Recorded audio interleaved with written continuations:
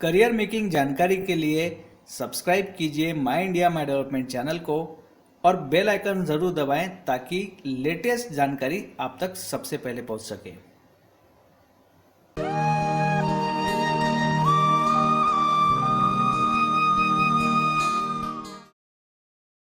जय हिंद दोस्तों, मेरा नाम है आशीष शुक्ला और माई इंडिया माई डेवलपमेंट चैनल में आपका स्वागत है। दोस्तों, आज का ये जो वीडियो है ये काफ़ी ज़्यादा इंपॉर्टेंट होने वाला है और दोस्तों साथ ही साथ ये लाइफ चेंजिंग भी होने वाला है उन लोगों के लिए जो बिजनेस में अपने करियर को स्टार्ट करना चाहते हैं।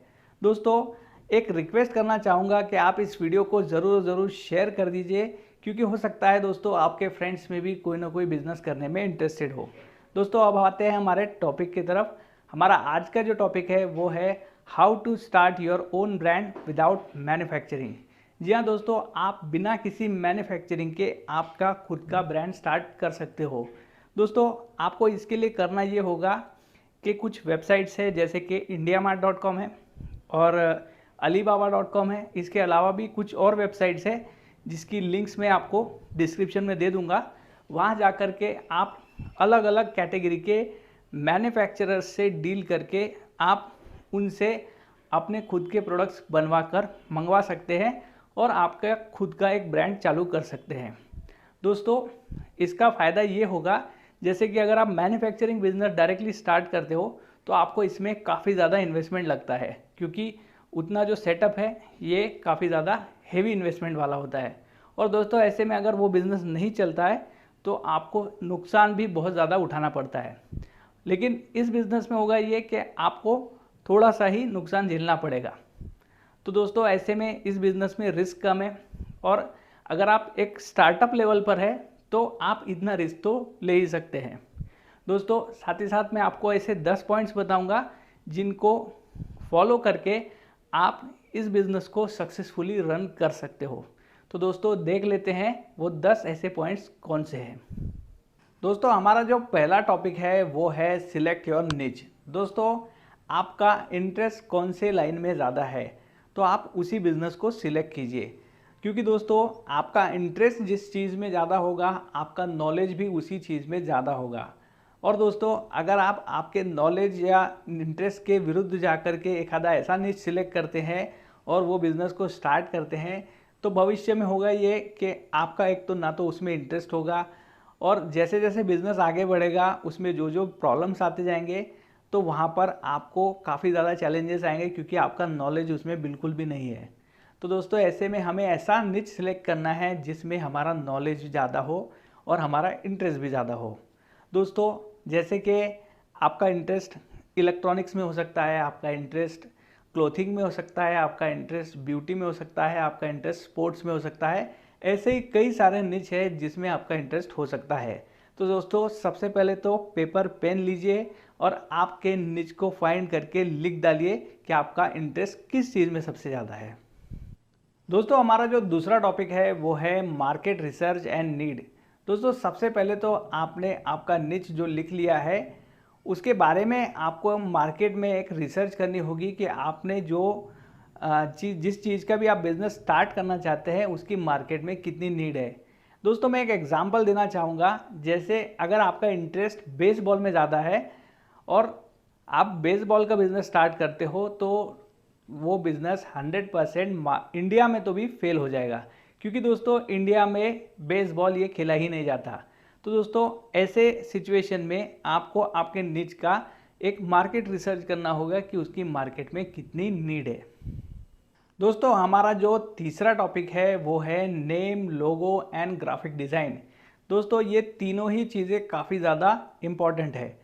जैसे कि हम पहले बात करते हैं नेम के बारे में। दोस्तों, जब भी हम कोई ब्रांड का नेम लेते हैं, आप किसी भी चीज़ में नेम ले लीजिए। जैसे पेप्सी है, कोल्ड ड्रिंक में है पेप्सी है, कोका कोला है, या आप शूज़ में उठा के देख लो नाइक है, एडिडास है, या आप अलग अलग ब्रांड्स में जाके देख लो, कपड़ों में देख लो लिवाइस है।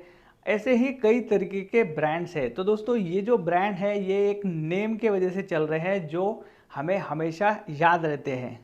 तो दोस्तों, सबसे पहले अगर कोई चीज़ कस्टमर तक पहुंचती है वो होती है हमारा ब्रांड नेम। तो और दोस्तों, ब्रांड नेम को सुनने के बाद कस्टमर के दिमाग में सबसे पहला थॉट जाता है कि इस चीज़ को ख़रीदना चाहिए या नहीं ख़रीदना चाहिए। और दोस्तों अगर आपका ब्रांड नेम बिल्कुल ही कॉमन होगा तो दोस्तों ऐसे में उसको कस्टमर सोचेगा कि यार ये कॉमन नाम वाला चीज़ को मैं क्यों ख़रीदूँ। तो आपके नाम में एक यूनिकनेस होनी चाहिए जिसको सुनने के बाद कस्टमर को इच्छा हो जाए कि हाँ यार मैं इस ब्रांड को देखना चाहूँगा। दोस्तों दूसरी चीज़ होती है लोगो। लोगो एक ऐसा सिंबल होता है, जैसे कि मैं आपको एक एग्जांपल पे से समझाना चाहूँगा, आप लगे तो इस चीज़ को ट्राई भी कर लेना कि अगर हमारी कार स्पीड में जा रही है और सडनली 80-90 के स्पीड से एक लोगो क्रॉस हुआ जिसमें वो लाल कलर का गोल था और उस पर कुछ लिखा था, तो हम तुरंत समझ जाते हैं ये कोका कोला लिखा होगा। या ब्लू कलर का लोगो है, बोर्ड है और उस पर वाइट कलर से कुछ लिखा है तो तुरंत हमें समझ में आ जाता है ये पेप्सी लिखा होगा। या बैंक्स में भी देखा जाए तो एक स्क्वायर दिख गया, हाँ HDFC बैंक है। तो लोगों का इतना महत्व होता है कि हमारा लोगो लोगों के जहन में पहुंच जाता है। तो दोस्तों ऐसे में लोगो भी काफ़ी ज़्यादा इम्पोर्टेंट होता है। अब दोस्तों बात करते हैं ग्राफिक डिज़ाइन के बारे में। तो जैसे आप जब भी आपका ऑफिस खोलते हैं या आपके जो भी आपकी चीज़ें आप शेयर करते हैं सोशल मीडिया पर, तो आपका एक कलर कॉम्बिनेशन फिक्स होना चाहिए।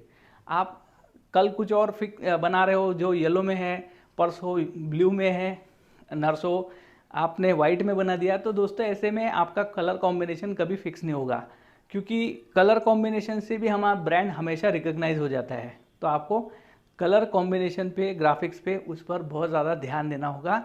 आपका 80% काम जो है वो ये 3 चीज़ों में ही होता है।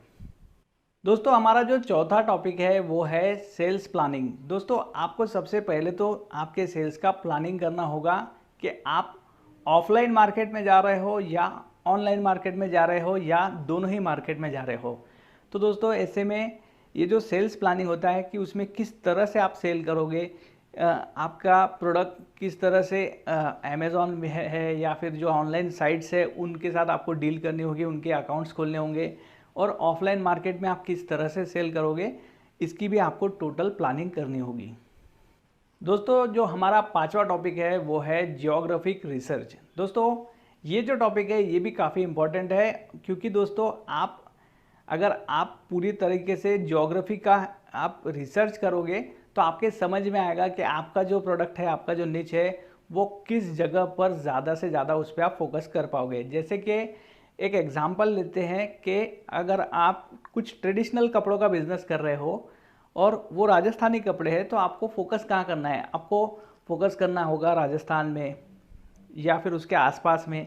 तो दोस्तों ऐसे में अगर आप फोकस मान के चलो चेन्नई में कर रहे हो तो राजस्थानी कपड़े चेन्नई में नहीं बिकेंगे। तो दोस्तों ऐसे में आपको एक जियोग्राफिक रिसर्च करना होगा कि किस जगह पर क्या ज़्यादा से ज़्यादा बिकता है, तो आपको उस हिसाब से वहाँ पर फोकस करना होगा। दोस्तों हमारा जो 6वां टॉपिक है वो है रजिस्ट्रेशन।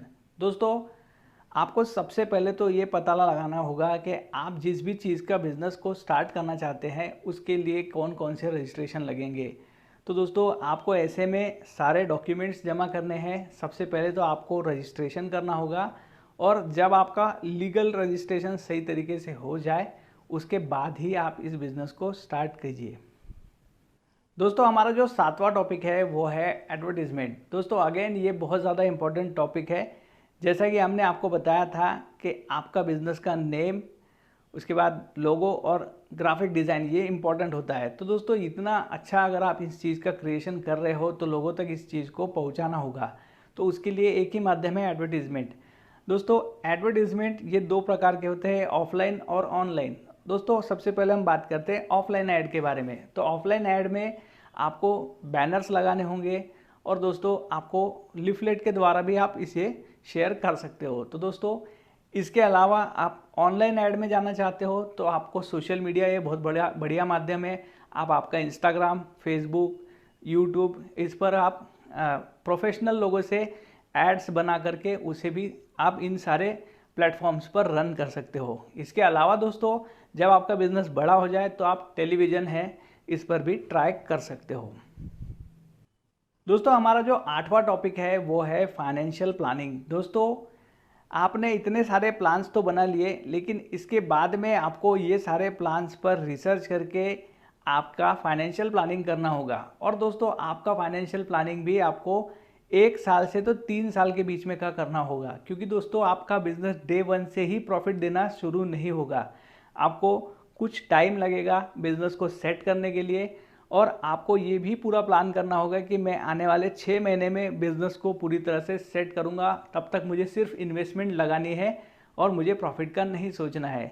6 महीने के बाद में मुझे 50% तक का इसमें प्रॉफिट हो जाएगा, मतलब मेरा पैसा 50% तक का वापस आ जाएगा और मैं इसे साल भर तक रन कर पाऊँगा। तो उससे जो आपने बिज़नेस स्टार्ट किया था उससे आधा खर्चा इसमें लगेगा। तो दोस्तों ऐसे में आपको इस तरह से आपको एक लॉन्ग टर्म प्लानिंग करना होगा, और दोस्तों इसी तरीके से ही आप बिजनेस को अच्छे तरीके से रन कर सकते हो।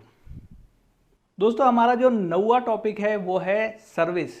दोस्तों आपने बिजनेस स्टार्ट कर दिया, और बिजनेस स्टार्ट करने के बाद में आपको सबसे ज़्यादा फोकस किस चीज़ पे करना है? सबसे ज़्यादा फोकस आपको करना है आपके सर्विस पर। आप कोई भी बिजनेस कर रहे हो उसमें आप जितनी बेटर सर्विस दोगे, जितनी अच्छे तरीके से आप कस्टमर्स को सर्विसेज प्रोवाइड करोगे, तो दोस्तों आपको रिटर्न में भी उसी तरीके से और बिजनेस आएगा। तो दोस्तों ऐसे में सर्विस जो है ये सबसे ज़्यादा इम्पोर्टेंट टॉपिक बिजनेस स्टार्ट करने के बाद हो जाता है। दोस्तों हमारा जो आखिरी और 10वां टॉपिक है वो है अपग्रेडेशन। दोस्तों आपका बिजनेस चालू होने के बाद में आप उसे काफ़ी अच्छे से रन कर रहे हो, लेकिन दोस्तों एक समय के बाद में आपको बिजनेस में अपग्रेडेशन की ज़्यादा ज़रूरत पड़ेगी। दोस्तों ऐसे में हमें एक माइंडसेट रखना होगा कि हमें हमेशा अपडेट होते रहना है। जो भी नई नई चीज़ें हमारे बिजनेस में आती है हमें हमारे कस्टमर्स तक एडवर्टीजमेंट के ज़रिए पहुंचाना होगा। इससे होगा ये कि हमारा बिजनेस अपग्रेड भी हो जाएगा और हमें लोगों तक पहुंचाने के लिए अलग अलग टॉपिक्स मिल जाएंगे, ताकि हम लोगों से कनेक्ट रह सके। तो दोस्तों ऐसे में अपग्रेडेशन ये काफ़ी ज़्यादा इंपॉर्टेंट थिंग साबित होगा। तो दोस्तों ये थे वो 10 इंपॉर्टेंट पॉइंट जिन्हें फॉलो करके आप आपके बिजनेस को बेहतरीन बिजनेस में कन्वर्ट कर सकते हो। और दोस्तों अगर आपके कुछ क्वेश्चंस है तो आप हमें कमेंट बॉक्स में लिख सकते हो, और दोस्तों आप हमारे इंस्टाग्राम पर भी हमें फॉलो कर लीजिए, क्योंकि हम वहाँ पर भी अभी लाइव सेशन स्टार्ट करने वाले हैं।